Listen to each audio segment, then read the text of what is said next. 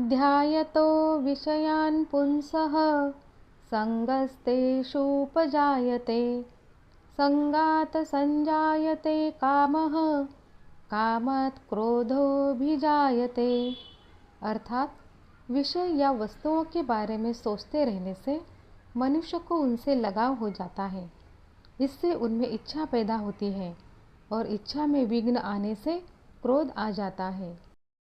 कर्मण्येवाधिकारस्ते मा फलेषु कदाचन मा कर्मफलहेतुर्भूर्मा ते संगोस्तव कर्मणि।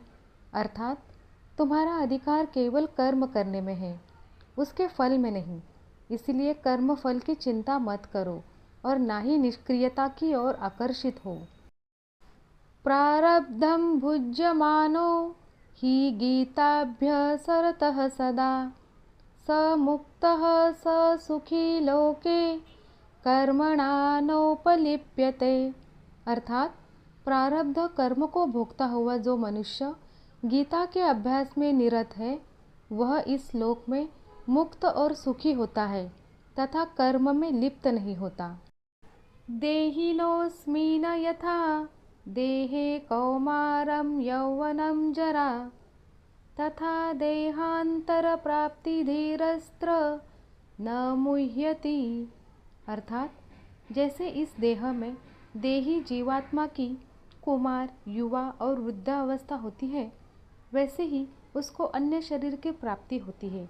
धीर पुरुष इसमें मोहित नहीं होता है। य एनं वेत्ति हन्तारं यस्येनं मन्यते हतम् उभौ तौ न विजानितो नायं हन्ति न हन्यते।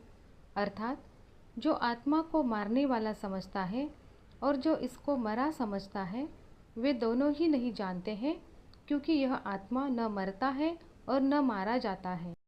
न जायते म्रियते वा कदाचिन नायं भूत्वा भविता वा न भूयः अजो नित्यः शाश्वतोऽयं पुराणो न हन्यते हन्यमाने शरीरे।